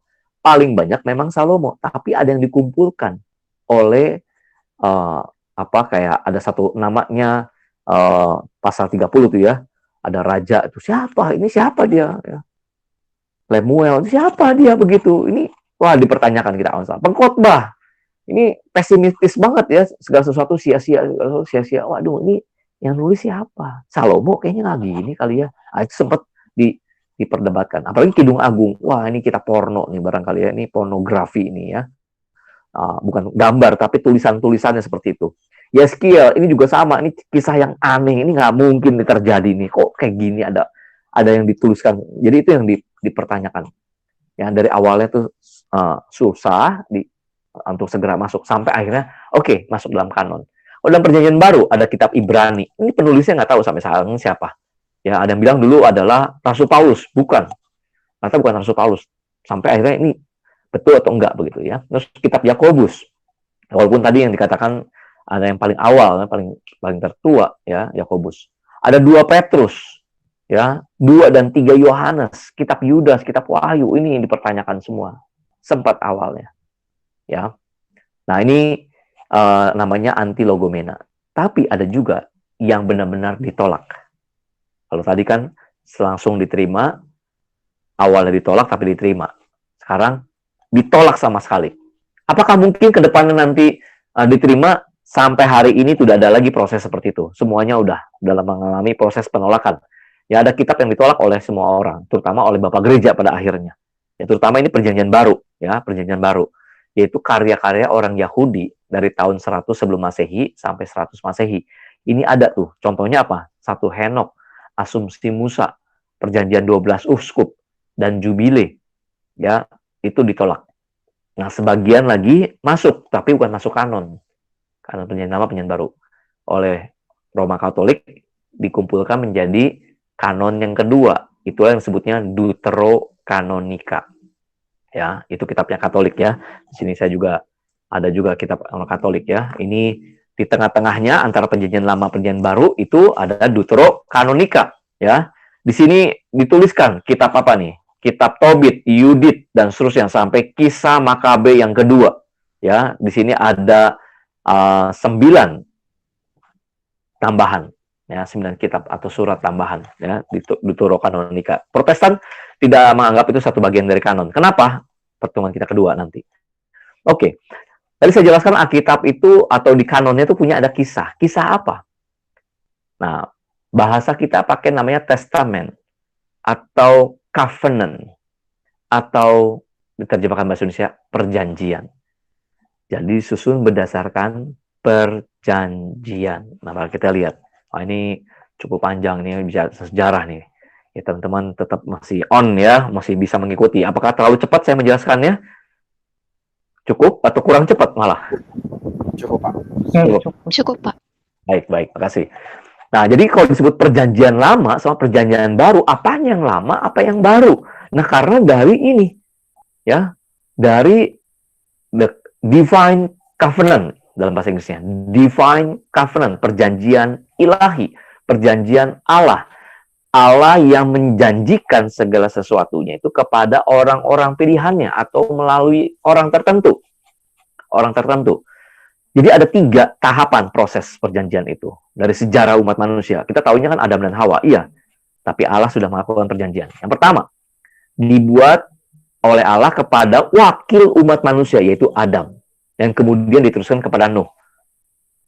Itu disebutnya universal covenant. Perjanjian universal. Isinya apa? Isinya adalah beranak cuculah, bertambah banyak, penuhi bumi, dan taklukkan bumi. Jadi, bertambah banyak. Ya, beranak cucu, penuhi bumi. Itu seluruh umat sampai hari ini tuh satu sumber, yaitu Adam. Dari Adam. Tetapi dalam prosesnya, dalam perkembangannya, itu nanti kalian lihat di dalam Kejadian pasal 6, Allah berniat menghancurkan manusia, tapi disisakan 4 pasang, yaitu keluarga Nuh. Dengan banjir bandang, dihabiskan seluruh umat manusia, dan juga ada beberapa binatang, sampai disisakan juga di dalam satu bakteranya Nuh. Dan tinggallah Nuh dan istrinya. Udah lanjut usia, jadi tidak punya anak lagi kemudian. Lalu Ham, Sem, dan Yafet dengan masing-masing istrinya. Dan dari mereka lah, 3 ini, lahir bangsa-bangsa di dalam dunia sampai saat ini. Dan Tuhan mengulang lagi perjanjian Adam kepada Nuh dengan kalimat yang sama. Nuh bertambah banyak, ya, beranak cucu, bertambah banyak, penuhi bumi. Itu diulang lagi di dalam Kejadian, ya, Kejadian pasal yang kalau kisah Nuh kan pasal 6, pasal 7, 8, 9, 10. Nah, itu nanti di antara itu kalian baca, ya. Itu kisah Nuh. Dan itu diulang lagi untuk menjadi bangsa yang besar. Dan memang tidak ada lagi perkataan Tuhan akhirnya untuk kepada seseorang. Dari Nuh nanti muncul apa? Silsilah. Sini. Akhirnya muncul namanya Terah. Dan Terah itu lahirnya Abraham. Nah, baru Tuhan menyatakan lagi perjanjian. Nah, baru diganti. Jadi ada perjanjian universal, semua umat udah banyak begitu ya. Dicerai-beraikannya setelah Kejadian pasal 11, yaitu Menara Babel. Karena semua anak-anak Nuh ini, keturunannya ingin kumpul satu tempat, yaitu di Babel, bikin menara yang tinggi. Tapi Tuhan porak-porandakan. Jelas sekali Tuhan bilang perintahnya adalah apa? Penuhi bumi. Isi semua, jangan satu tempat. Penuhi bumi, menyebar. Tapi Tuhan paksa menyebar jadinya. Gitu ya. Nah, itu jadi seluruh umat manusia dalam dunia ini dengan segala variasinya, ya, ada yang pendek, ada yang hitam, ada yang kuning, ya, dan seterusnya begitu, ya, dari satu keluarga ini, ya. Lalu akhirnya dipilihlah satu keluarga, yaitu Abraham. Ini menarik nih, teman-teman, ya. Kalau ngitung silsilah, ya, itu luar biasa sekali. Dari Adam sampai ke Nuh itu 10 generasi. Adam kepada Set, jadi bukan Kain, ya, karena Kain yang ditolak karena membunuh Habil. Habil digantikan oleh Set namanya. Jadi Adam pertama, Setnya yang kedua, terus dihitung terus ke bawah, itu nanti Nuh generasi ke-10. Nah, dari Nuh sampai ke Abraham juga generasi ke-10. 10 generasi. Nuh yang pertama, terus sampai Abraham. Dan Tuhan menyatakan lagi perintahnya. Jadi dikatakan apa? Perintah janji Allah kepada Abraham tentang bangsa. Olehmu akan menjadi bangsa yang besar. Padahal Abraham cuma punya istri saja, nggak punya anak. Ya, tapi akhirnya punya anak Ismail dulu, terus akhirnya jadinya ke Ishak begitu ya. Karena janjinya apa? Menjadi bangsa yang besar, lalu punya tanah perjanjian atau tanah yang dijanjikan oleh Allah, dan akan menjadi berkat bagi bangsa-bangsa yang lain. Udah tuh, dari Abraham nanti ke Ishak, dari Ishak nanti ke Yakub. Makanya selalu disebutkan Allahnya Abraham, Allahnya Ishak, Allahnya Yakub. Selalu begitu, 3 rangkai itu. Abraham, Ishak, Yakub. Kenapa? Karena itu punya kisah yang unik kalau Tuhan tuh memelihara atau memilih umat secara khusus. Dari Abraham bukan ke Ismail, tapi kepada Ishak, anak perjanjian. Anak yang dari istri yang sah. Makanya Allah Abraham, Allah Ishak. Lalu dari Ishak punya anak kembar, Esau dan Yakub. Yang mana? Di Roma dituliskan, sejak dalam kandungan saja Allah sudah milih Yakub. Nah, makanya dari Yakub muncullah 12 kerajaan atau 12 suku, 12 anak. Ya, begitu ya. Jadi dari Yakub. Nah, makin bertambah banyak, kisahnya jelas tahu ya kalian semua, sampai ada di Mesir. Kenapa? Karena Yusuf, ya, Tuhan pakai Yusuf untuk menyelamatkan satu bangsa, dibawa ke Mesir. Disitulah nanti Musa belajar, ya, di Institut Mesir, Institut Pertanian Mesir atau Institut apa politik Mesir, apa yang Institut Mesir atau Universitas Mesir gitu ya, barangkali gitu ya. Nah, disitulah dia belajar dan dia mengerti. Ada papirus belajar tentang hukum bagaimana segala rupa, sampai akhirnya Tuhan pakai Musa untuk membawa umatnya dan keluar dari Mesir ke tanah perjanjian. Dan kemudian muncul lagi berikutnya, yaitu kepada Daud tentang kerajaan. Nah, itu perjanjian. Jadi kisah itu yang kita susun, atau bukan kita susun, dari kisah itulah kitab suci itu disusun. Perjanjian baru juga berasal daripada penggenapan apa yang nyata tentang ada Kristus. Tapi sebelum masuknya Kristus, muncul namanya perjanjian baru. Jadi setelah Daud itu ada janjinya Allah, kerajaanmu tidak akan tergoyahkan, keturunanmu akan menjadi raja yang kekal. Nah, disebutnya Mesias. Makanya Yesus pun juga disebutnya anak Daud, raja. Ya, raja orang Israel. Nah, itu daripada Daud perjanjiannya. Nah, di dalam perjanjian baru, itu ada satu ayat gitu, ya. Ya, di dalam Yeremia ya, 36 disebutkan gitu, bahwa aku akan menuliskan, aku akan memberikan perjanjian yang baru kepadamu, tetapi bukan di dalam loh batu, bukan lagi seperti Musa yang 2 loh batu menghukum perintah Allah, tapi apa di mana? Di hati, atau boleh katakan di pusat kehidupan manusia yang secara dalamnya, pikirannya, perasaannya, tindakannya, kehendaknya di dalam hati. Nah itu, sehingga gambarannya seperti ini, teman-teman. Ya, jadi ada covenant Nuh, Noahik, Abrahamic, lalu Mosaik, Davidic, New Covenant. Jadi Yeremia 31 ya, maaf bukan 36 ya. Yeremia 31 ya, ini muncul ya, perjanjian baru. Dan ini ada tanda-tandanya. Ya, tanda-tandanya pelangi, juga ada sunat, ada juga hari Sabat ya. Lalu kerajaan duduk sebelah kanan ya, kerajaan sampai akhirnya cawan perjanjian. Ah, ini tanda-tanda perjanjian, dan disinilah akhirnya prinsip kanon itu disusun. Wah, ini sebenarnya satu beberapa kali pertemuan ya. Saya kalau ngajar ini topik ini ya 2 kali pertemuan sebenarnya ini ya, untuk 2 pertemuan cuma sekian waktu ya. Oke. Nanti kalau ada pertanyaan silakan aja ya. Dan saya mau lanjutkan. Nah, dari kisah-kisah di dalam perjanjian lama, perjanjian baru itu mengacu kepada satu tempat, yaitu cuma daerah ini, di wilayah ini saja ya, cuma di wilayah ini aja ya, daerah Timur Tengah Daud, dekat Daud lagi ya, Timur Tengah dekat, ada Mesir ya, nanti ada Mesopotamia di sini ya, 1500 tuh cuma di sekitar sini loh. Kalaupun ada juga nanti Roma ya, itu terakhir, pokoknya wilayah ini aja ceritanya, nggak ada yang ada ke India, nggak ada yang di daerah Inggris, apalagi ke daerah daratan Cina, yang ada gitu ya. Putih sama yang kecil yang warna.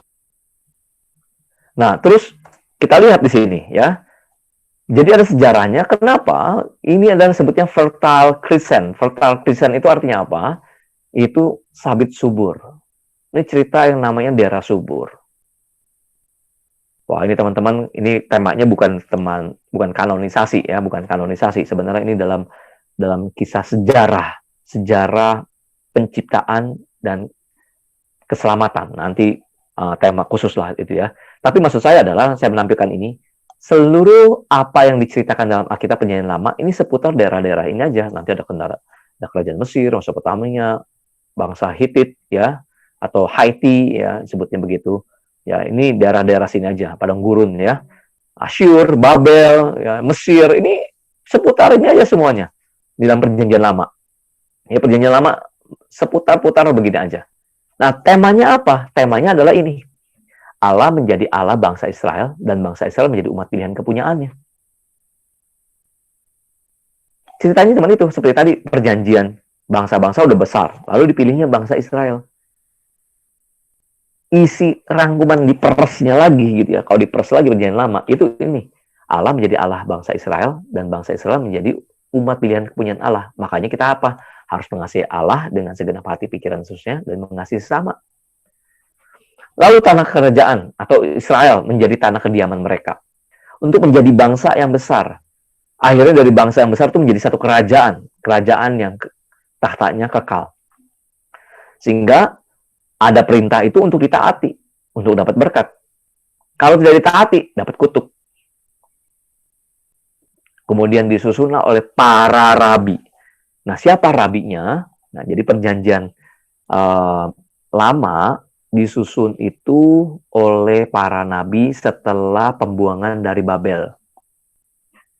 Pembuangan dari Babel. Itu zamannya siapa tuh? Pembuangan dari Babel. Yaitu ada seorang nabi yang disebut ahli kitab, namanya Nabi Ezra. Jadi kalau kitab kita, nabi kita nih, kan kitab kita kan Maleakhi ya. Memang kitab Maleakhi itu kitab terakhir disusunnya. Tapi nabi yang terakhir itu adalah Nabi Maleakhi dan Yoel, tapi juga ada Nabi Ezra. Nah, Ezra inilah yang mengkanonkan Perjanjian Lama. Kita tafsirkan begitu. Tapi orang Yahudi setuju. Orang Yahudi tidak ada protes. Jadi kalau kanon Perjanjian Lama tidak ada perdebatan lagi. Sudah melalui proses yang panjang. Dan oleh Nabi Ezra itu disatukan. Tetapi susunannya seperti ini. Nah, ini dia. Susunan seperti ini. Dalam kitab Ibrani namanya Tanakh. Ya. Abad 4 sebelum Masehi. Itu kira-kira di tahunnya Nabi Ezra tuh. Nehemia juga ada di situ. Yoel, Maleakhi itu cerita di situ. Tapi Ezra, ya. Disusunnya apa? Tanakh ini adalah akronim dari apa? Torah, Nevi'im, sama Ketuvim. Torah, Taurat, Kejadian, Keluaran, Bilangan, Ulama, ya, Imamat, Ulangan. Ada 5. Torah, kitab hukum. Lalu kitab nabi-nabi. Ada nabi-nabi yang sebelumnya, yang terdahulu, sama nabi-nabi yang kemudian. Apa yang sebelumnya? Artinya pada saat masuk ke dalam kerajaan. Dan setelah kerajaan terpecah. Nah, ini dia. Nabi terdahulu kemudian terus diambil dari kerajaan. Lalu nanti ada lagi kutipan atau tulisan-tulisan sastra disebutnya. Ketuvim. Ya.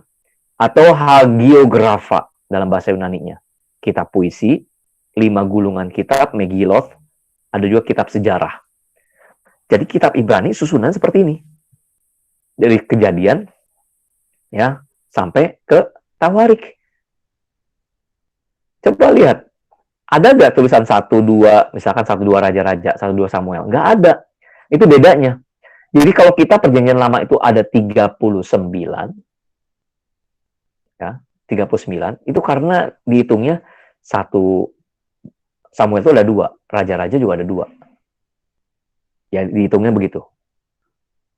Juga Tawarik ada 2. Tapi urutannya kayak begini.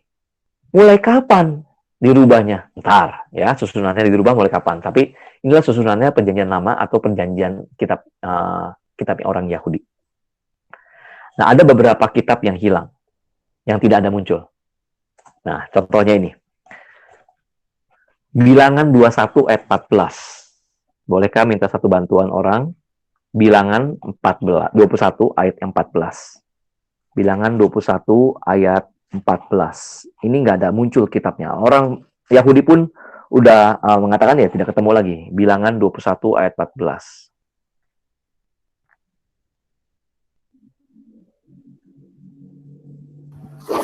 Bilangan 21 ayatnya yang ke-14. Ini firman Tuhan berkata, itulah sebabnya dikatakan di dalam kitab peperangan Tuhan, Waheb di Sufa dan lembah-lembah di sungai Arnon. Iya, udah. Itu ada sebutnya kitab peperangan Tuhan. Ada di kanon kita? Nggak ada. Ya.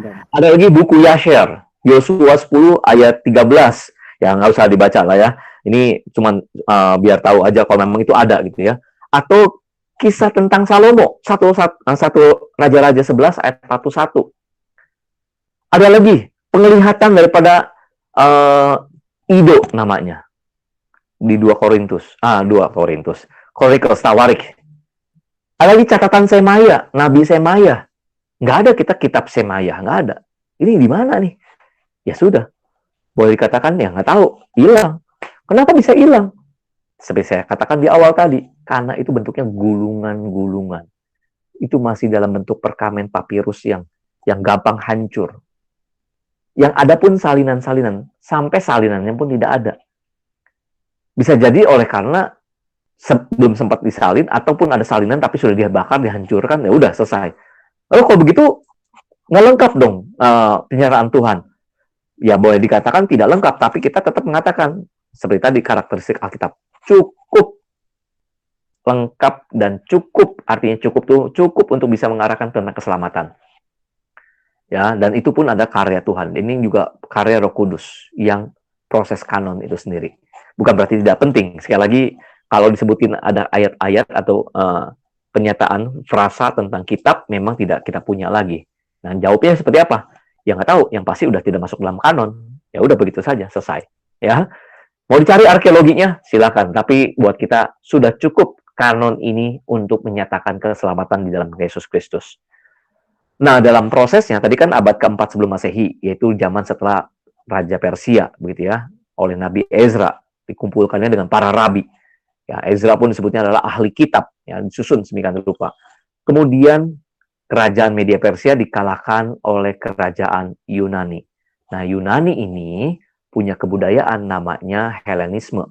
Artinya apa Helenisme? Budaya apapun tidak dimusnahkan, namun bergabunglah dengan budaya Yunani. Dan bahasa persatuannya adalah bahasa Yunani. Sehingga banyak orang di wilayah-wilayah itu pintar bahasa Yunani. Nah, akhirnya oleh salah seorang jenderal daripada Alexander Agung, karena Alexander Agung usianya muda, jadi pemerintahan Yunani coba bisa mengalahkan luas, tapi cepat mati juga. Ya, matinya di India, sakit begitu. Lalu 4 jenderalnya itu menguasai wilayah-wilayah yang Yunani menguasai. Nah, ada salah satu jenderal akhirnya menjadi pemimpin, ya, itu di daerah Mesir dan Afrika. Nah, ini dia. Mengumpulkan beberapa rabi. Karena ada 12 suku Israel, sehingga dalam satu suku itu ada 6 rabi. Dan mereka ditugaskan di kira-kira tahun panjang juga periodenya tahun abad ketiga sebelum Masehi sampai 2 sebelum Masehi gitu ya. Abad ya, bukan tahun ya, abad. Nah, itu kalau dipastikan waktunya tahun 250-an sebelum Masehi. Mereka diminta untuk menerjemahkan kitab Yahudi bahasa Ibrani ke dalam bahasa Yunani. Dan para rabi ini bisa bahasa Yunani. Jadi ada 72 rabi. Dan menariknya, nah ini bukan lagi mitos ya, tapi memang sejarah mengatakan mereka tuh dipisahkan masing-masing dan dibagi untuk menerjemahkan bagian-bagian apa. Dan secara dia sebutnya mujizat kali bahkan ya, dan waktu yang bersamaan lengkap semua dan dikompilasikan semuanya. Nah, itulah sebutnya kitab Septuaginta. Septa itu 7. Jadi LXX tulisannya, apa simbolnya? 70. Itu mengacu kepada sebenarnya 72 rabi. Tetapi mengacu kepada kegenapan, lengkap ya. Lengkap atau sempurna. Bahasa Ibrani kan angka 7 dan 10 ya. Udah genap, 7 lengkap, sempurna. 10 itu lengkap, kegenapan. Ya, 70. Nah, ini oleh namanya Ptolemeus Phidippos, Raja Mesir, untuk dimasukkan ke dalam perpustakaan Alexandria, akhirnya dimasukkan Alexandria ya, Septuaginta. Dan ternyata waktu terjadi perang salib, saya lupa, ini habis nih dibakar ya, salinannya yang ada Septuaginta. Nah, kemudian kitab Septuaginta pada saat proses itu terjadi perubahan susunan. Yang tadi kitab Ibrani, mesti ingat ya, Kejadian sampai ke Tawarik. Nah, saat Septuaginta itulah susunannya seperti apa yang kita punya sampai saat ini.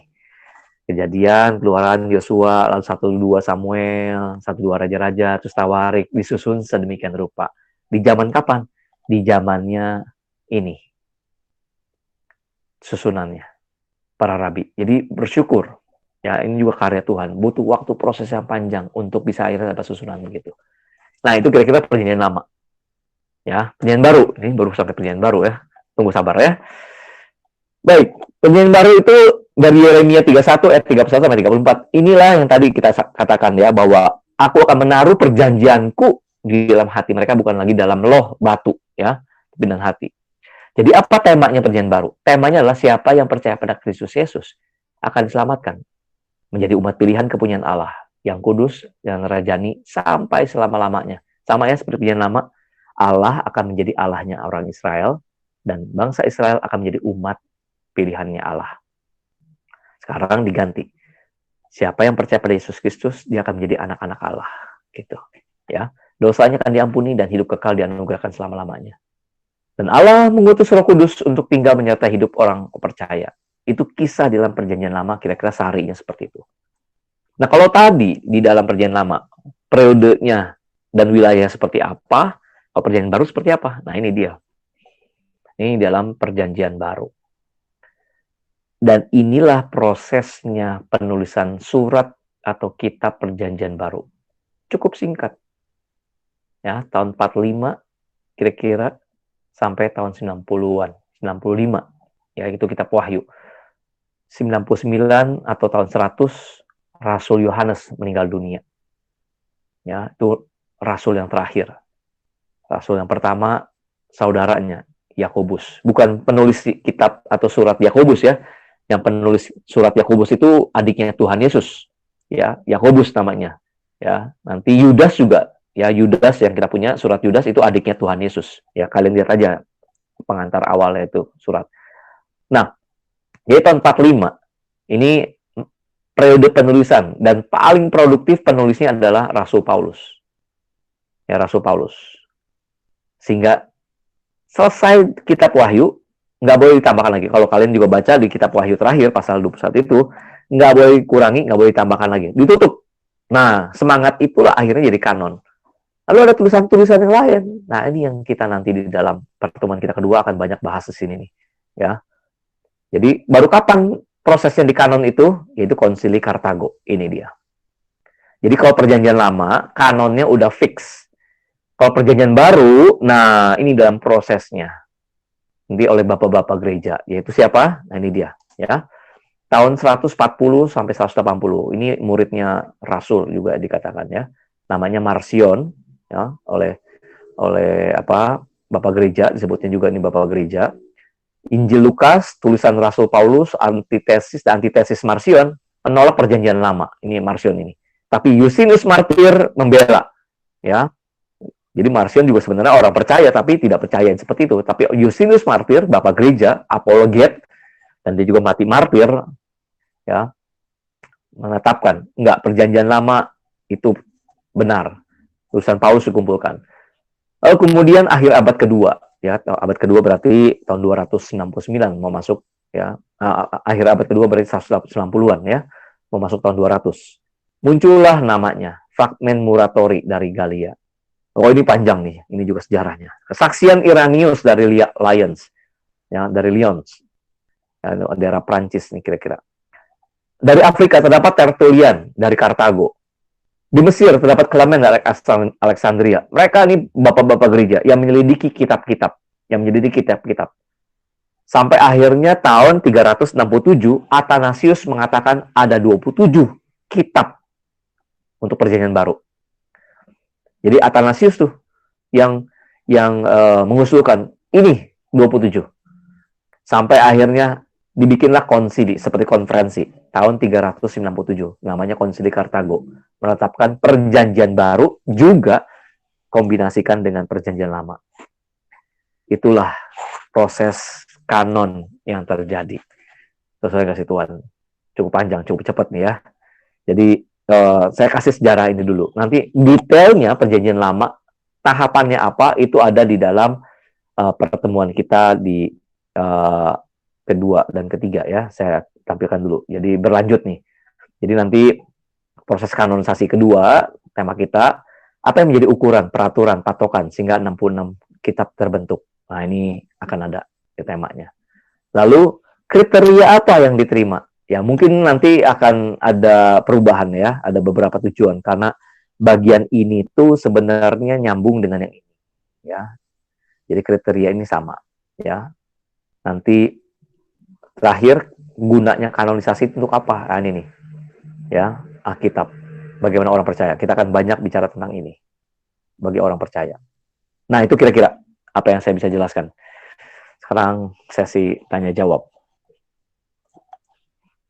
Silakan. Siapa yang mau mimpin atau mau langsung ngobrol, tanya jawab, silakan. Ya, kepada teman-teman yang ingin bertanya, silahkan. Coba jadi 2 pertanyaan aja ya, Pak. Terserah, Tidak apa-apa. terserah aja. Anyway, Ikut aja. dua pertanyaan untuk persekutuan kita pada malam hari ini. Dipersilahkan.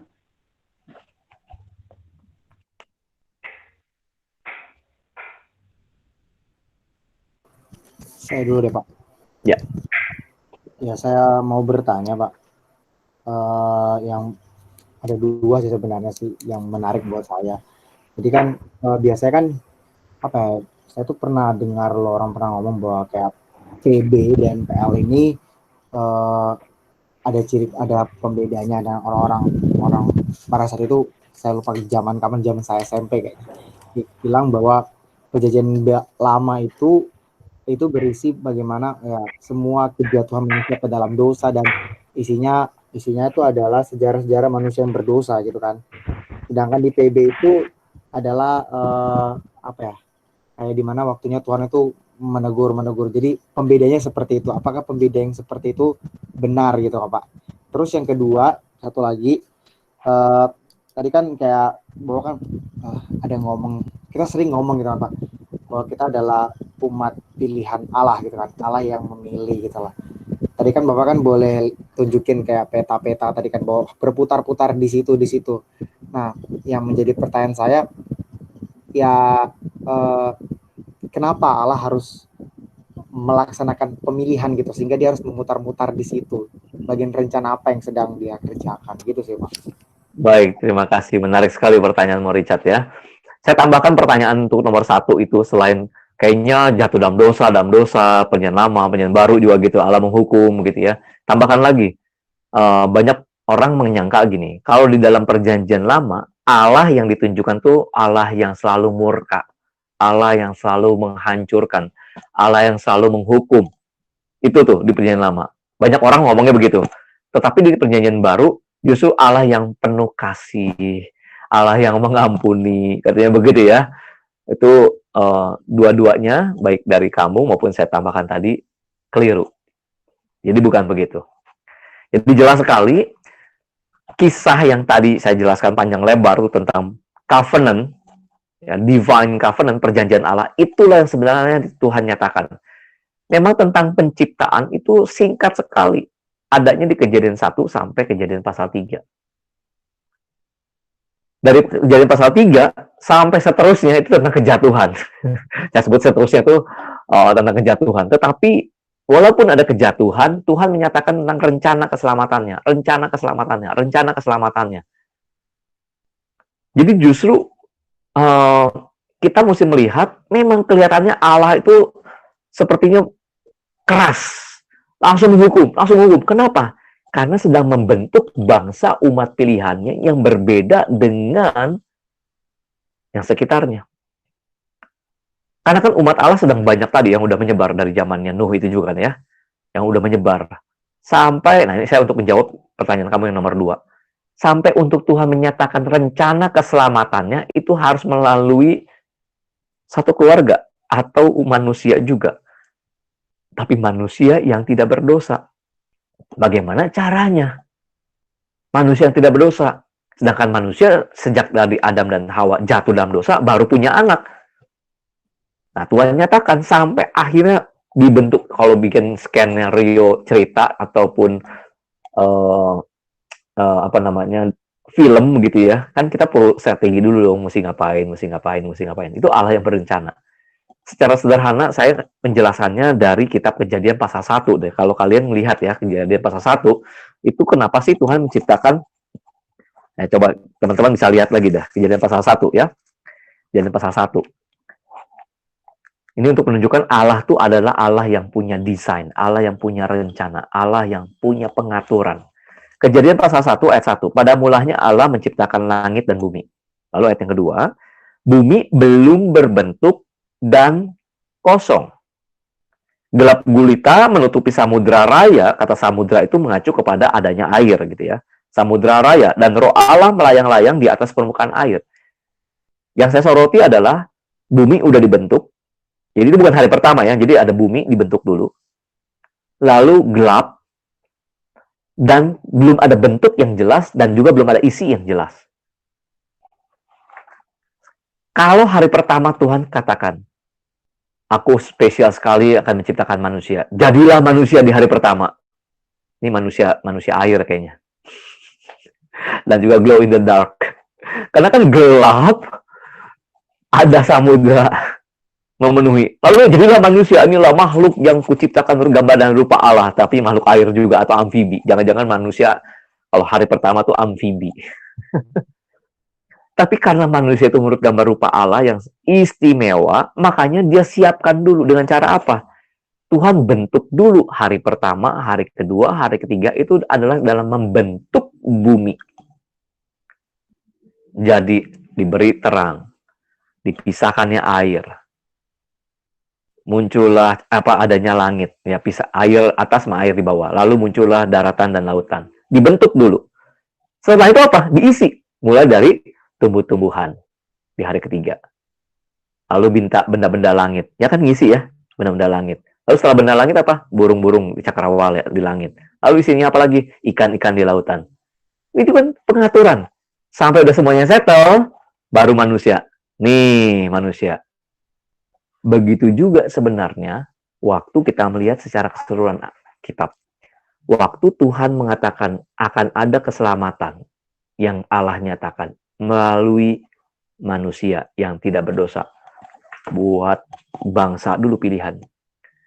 Nah, memang kenapa sih kok harus orang Israel? Kenapa nggak orang Batak barangkali begitu?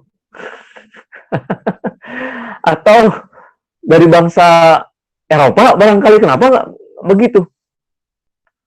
Ya karena sejarah mulanya Taman Eden, kejatuhan umat manusia berawal dari mana? Ya memang Timur Tengah itu. Ya memang Timur Tengah itu. Jadi ya jangan kita mengatakan Allah pilih kasih. Enggak, buktinya Allah tidak pilih kasih. Karena pada saat setelah Yesus lahir, Yesus menderita, Yesus mati, Yesus bangkit. Apa perintahnya kepada murid-muridnya? Pergilah, jadikan semua bangsa murid. Dan Rasul Paulus tuh ada di dalam surat Romanya pasal 9 dikatakan bahwa pokok anggur itu sudah ada gitu ya, atau pohon ara itu sudah ada, tapi carang-carangnya itu tuh atau ranting-rantingnya tuh ada yang dipatahkan, lalu ada ranting-ranting liar dicangkokkan. Nah, ilustrasinya gitu Rasul Paulus. Artinya apa? Bangsa pilihan tetap bangsa pilihan. Tuhan nggak batalin. Cuma orang-orang yang di luar dari bangsa Yahudi dimasukkan dalam cangkokan itu. Nah, kita lah sebenarnya cangkokan. Tapi kita bisa jadi percaya oleh karena apa? Iman kepada Kristus. Bukan lagi berdasarkan keturunan orang Yahudi. Nah, itu jadi sejarahnya. Ya, kenapa orang pilihan itu mulai dari orang Israel. Dan kita pun tetap sekarang, orang Indonesia dengan berbagai macam suku disebut juga orang pilihan. Puji Tuhan, itu jadinya. Itu ceritanya. Memang Tuhan terangkai dengan rupa. Itu Richard. Baik, terima kasih Pak. Baik. Baik, terima kasih kepada Bapak Ardi. Sangat menarik ceritanya. Oke, teman-teman, yang lain, apakah ada yang ingin bertanya? Jika tidak bisa melalui mic, bisa melalui chat.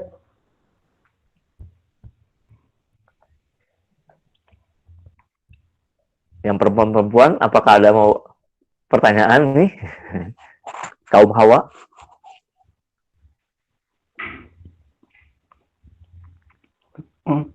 Baik, sepertinya tidak ada.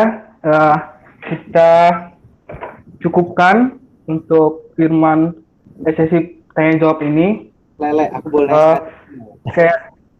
oh iya, borong satu lagi slot kalau nggak ada.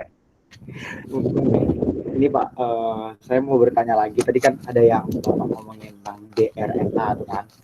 Tadi ada satu bagian tadi yang di akhir sih Bapak yang akurat.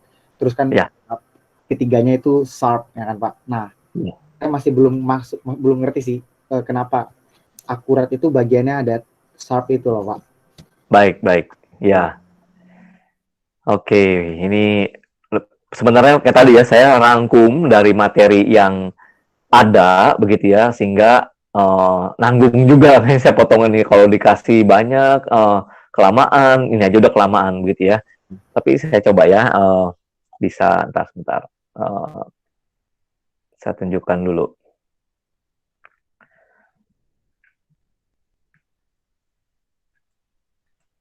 Jadi itu tajam itu tentunya bukan mengacu kepada isinya saja, tentang sejarah misalkan ya. Daud punya istri siapa begitu, tapi makna utamanya adalah pada Kristus. Jadi keunikan atau keunggulan iman Kristen kita itu mengacu kepada berita keselamatan atau adanya Allah yang menyelamatkan manusia ya.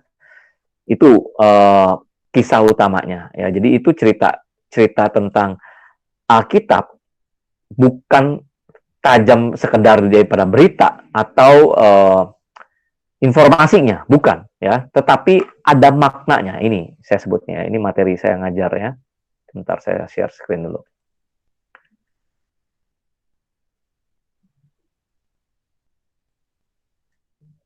Nah, itu sebabnya kenapa kita juga ada di dalam budaya Yunani ya, dalam budaya Yunani atau budayanya ya Ibrani itu karena ada pilihan tata bahasanya, itu yang sebutnya juga tajam. Kenapa lama ya? Bentar ya. Nah nih, jadi ketajaman tuh ke dalam hal ini. Setiap kata, kalimat, tata bahasa, konteksnya memberi makna, memberikan kedalaman dan keluasan akan apa? Berita keselamatan. Nah, itu perlu ditambahkan. Berita keselamatan dalam Kristus Yesus. Jadi pemilihan kata, kenapa bangsa Ibrani yang dipilih? Nah, gitu sempat ada di Mesir juga. Nah, itu ada budaya, bahasa, kemajuan tentang bahasa di Mesir pertama-tama. Sehingga bangsa Ibrani itu muncul dalam konteks bahasa yang cukup tinggi. Lalu nanti, kenapa perjanjian baru itu ada di konteksnya adalah di Yunani? Karena ada pilihan kata dalam Yunani itu sangat spesifik sekali. Nah, itu yang dimaksudnya ketajaman. Ya, tetapi tidak salah kepada berita tentang Kristus Yesus yang sebagai juru selamat. Nah, itu kira-kira bicara tentang ketajaman. Ya. Mengenai detail ayat nanti akan ada beberapa permasalahan mungkin di dalam topik yang kedua, itu akan saya jelaskan ya. Kayak tadi misalkan reasonable ya, kan D-nya dominating, R-nya reasonable. Nanti ada beberapa hal yang kayaknya nggak masuk di akal. Sebagai contoh, saya latar belakangnya orangnya adalah teknik kimia ya. Saya juga ngajar juga farmasi, ngajar kimia. Air ya Tuhan Yesus merubah air menjadi air anggur. Ya, sini ada yang jurusan kimia ini atau belajar kimia gitu kan? Coba air itu rumus molekulnya H2O. Kalau air anggur tuh etanol. C2H5OH. Kalau sedikit asam, ada asamnya berarti asam apa tuh? Ada yang tahu? Asam apa? Asam cuka? Bukan. Ya, memang ada sedikit, ada rasa cukanya. Memang anggur itu kalau difermentasi atau apel juga fermentasi bisa menghasilkan anggur, alkohol, etanol. Ada juga cuka ya, CH3COH ya. Asam asetat ya, ada mengacu gitu. Tapi ada C-nya. Nah, nanti saya panjang lebar. Itu dari mana gitu. Ya, nanti di kitab Yosua juga ada tuh ya, kitab Yosua. Wah, itu kayaknya melawan logika gitu ya, melawan logika. Itu bagaimana mungkin terjadi. Nah, itu ada beberapa kedalaman tentang topik karakteristik Alkitab kita. Ya, semoga banyak timbul pertanyaan. Kalaupun sekarang nggak jelas, ya pun masih ragu, simpan pertanyaannya. Ya, nanti bisa ditanyakan berikutnya. Atau nanti titip ke pengurus atau nanti Linda ya yang kasih ke saya. Ini Pak ada pertanyaan selanjutnya, nanti saya bisa bahas begitu ya untuk saya follow up. Itu kira-kira. Baik, terima kasih semuanya. Baik, Bapak. Baik, teman-teman.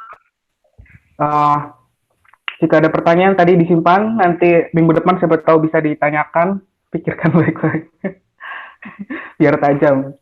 Baik, terima kasih kepada Bapak Jenis Hardi. Kita akan masuk ke doa firman. Saya minta Bapak Juris Hardi untuk memimpin kita dalam doa.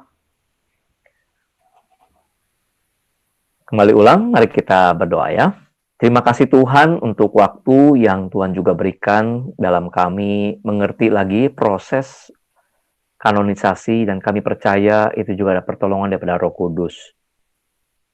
Para nabi, para rabi, bapak-bapak gereja, para rasul sudah bergumul sedemikian rupa. Mereka Engkau pelihara, mereka Engkau beri hikmat, dan kami juga yakin percaya kitab yang sudah lengkap atau genap di kanon ini boleh menjadi patokan buat kami hidup yang bertumbuh imannya, hidup yang imannya juga berbuah. Kami percaya akan hal itu, dan kami juga bersyukur untuk setiap pemaparan yang sudah kami lalui bersama, dan kiranya hal yang masih belum kami pahami, kiranya Roh Kudus juga menuntun kami untuk mendapatkan kebenaran yang benar dan sungguh berasal daripada-Mu saja. Terima kasih ya Tuhan. Dalam nama Yesus Kristus kami berdoa. Amin.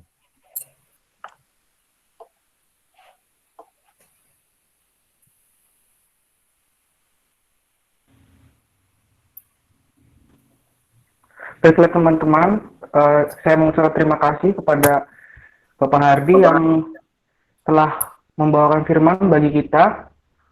Kita telah sampai di akhir persekutuan kita. Marilah kita angkat pujian, pujilah aku Tuhan.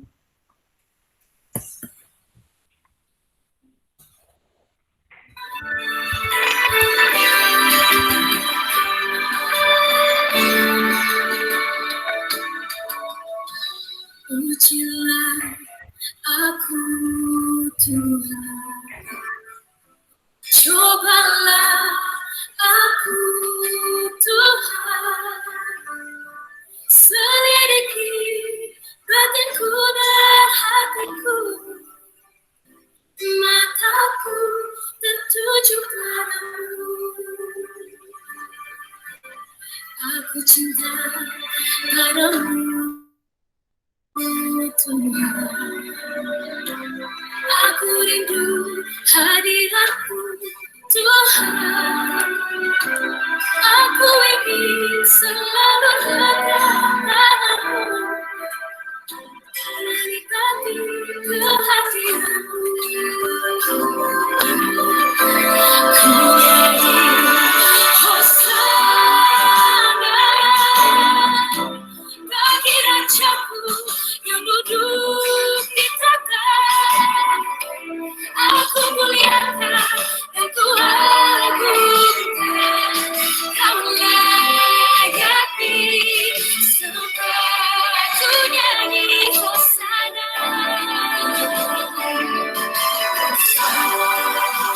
bagi Rajaku yang duduk di tata. Aku muliakan dan ku agungkan, Kau layak disembah.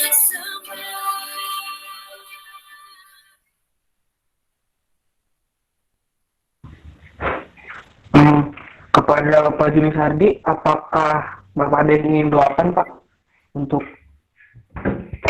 layanannya? Tidak ada, apa saja yang terbaik menurut kalian. Oke teman-teman, mari kita doakan kepada pembicara kita untuk pelayanannya dan juga untuk kesehatannya. Semoga Tuhan menyertai terus teman-teman. Marilah kita berdoa. Ya Tuhan Yesus, ya Tuhan kami, terima kasih atas penyertaan Tuhan kepada kami pada malam ini sehingga kami dapat melaksanakan persekutuan Tuhan. Tuhan telah yang menyertai kami dari awal pertengahan sampai akhirnya. Ya Tuhan, staylah dan jagai Tuhan Yesus. Bapak Jenis Hardi yang melayani Tuhan dalam pelayanannya Tuhan, Tuhan yang stay, jagai beliau dalam setiap kakinya Tuhan, Tuhan yang selalu sertai, Tuhan yang pimpin, Tuhan juga yang Berikan kiranya kesehatan kepada Bapak Juni Sardi untuk dapat terus melanjutkan pelayanannya Tuhan, sehingga kebenaran firman-Mu terus dapat terdengar sampai nanti pada waktunya Tuhan Yesus. Terima kasih Tuhan, Tuhan yang stay jagai kami semua Tuhan Yesus dalam pulang kami dan kegiatan kami untuk sekarang. Terima kasih, hanya di dalam nama Tuhan Yesus kami berdoa dan bersyukur. Haleluya, amin. Kepada teman-teman, dipersilakan untuk mengambil waktu teduh.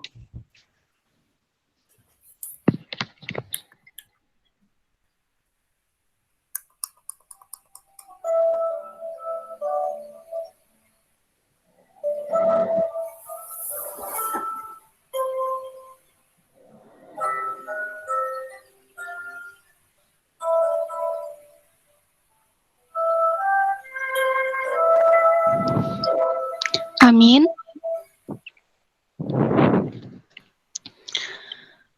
Teman-teman, persekutuan kita telah selesai. Aku akan membacakan biodata pembicara kita.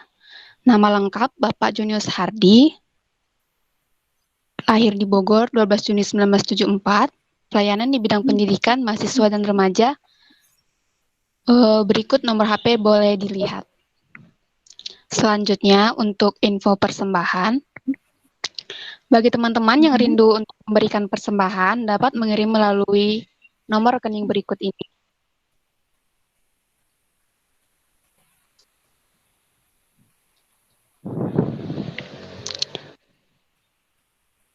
Selanjutnya,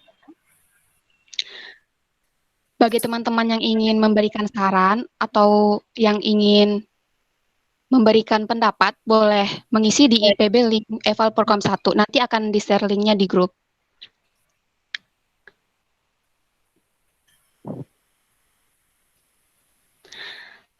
Kemudian untuk teman-teman yang belum sempat mengisi daftar hadir, silakan mengisi daftar hadir di link berikut ini. Boleh dilihat di kolom chat berikut. Kemudian bagi teman-teman yang ingin mendownload buku agenda komplit semester ganjil 2020, boleh langsung mengklik link berikut ini ya. Terima kasih. Kepada Richard, apakah ada yang ingin disampaikan? Ya, mungkin itu saja dulu kayaknya. Terima kasih juga buat Pak Julius Hardi yang malam hari ini boleh mengisi kita teman-teman semua ya.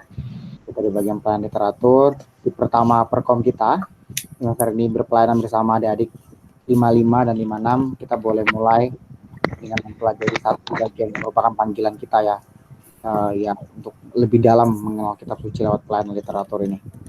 Ya, baik, itu saja mungkin sekarang kita sesi foto bersama mungkin ya gini.